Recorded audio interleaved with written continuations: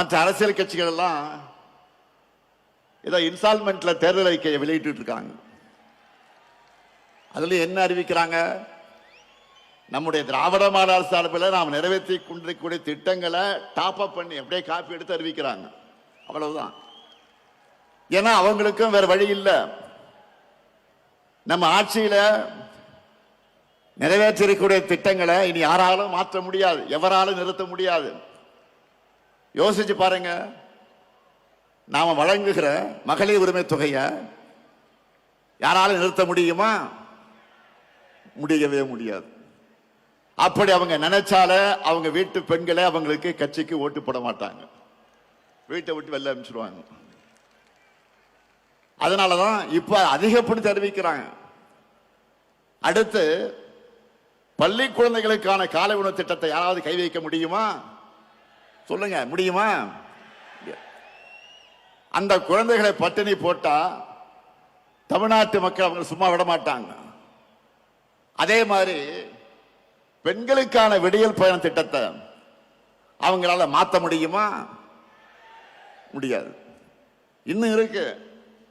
உயர்கல்விக்கு உறுதுணையா இருக்கிற புதுமை பெண் திட்டம், தமிழ் புதல்வன் திட்டம், நான் முதல்வன் திட்டம், இதையெல்லாம் தடுக்கவோ நிறுத்தவோ எந்த கட்சியாவது யோசிக்க முடியுமா?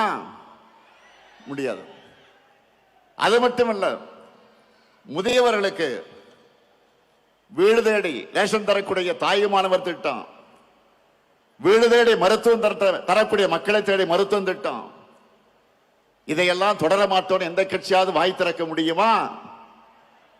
முடியுமா? சொல்லுங்க.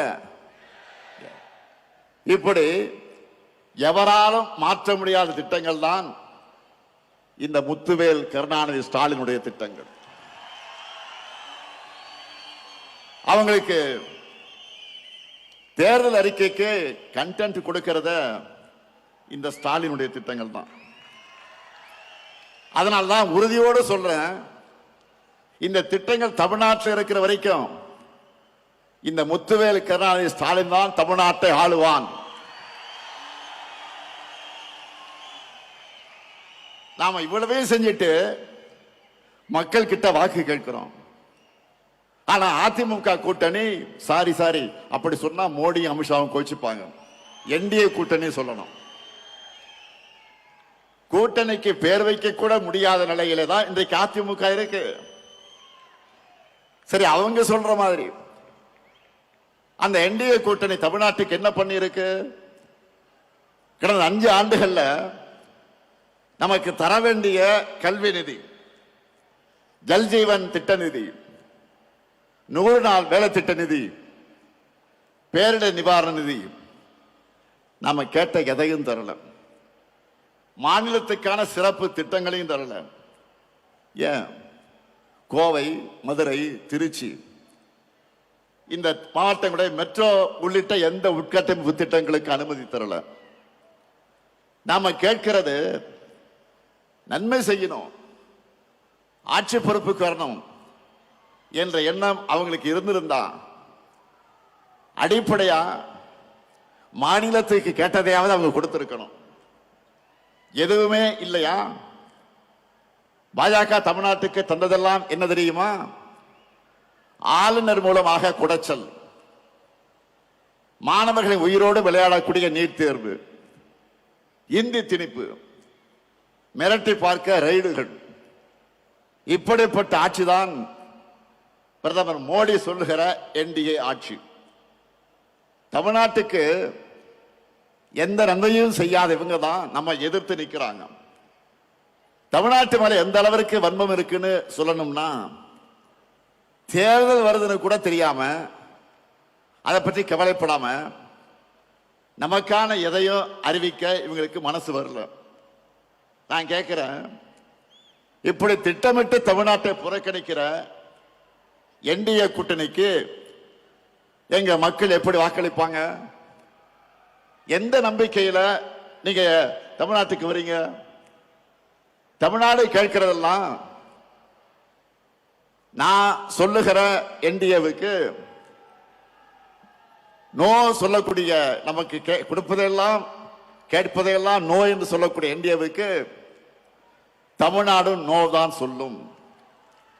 இங்க உங்களுக்கு எப்பவும் நோ என்ட்ரி தான். உங்க டப்பா என்ஜினுக்கு தமிழ்நாடு எப்பவுமே நோ என்ட்ரி தான் சொல்லும். சில நாட்களுக்கு முன்ன நான் சொன்னேன், இந்த தேர்தல் தமிழ்நாடு வெர்சஸ் என்டிஏ, இன்னும் சொன்னா தமிழ்நாடு அணியா டெல்லி அணியா என்று பார்க்கிற தேர்தல் என்று சொன்னேன்.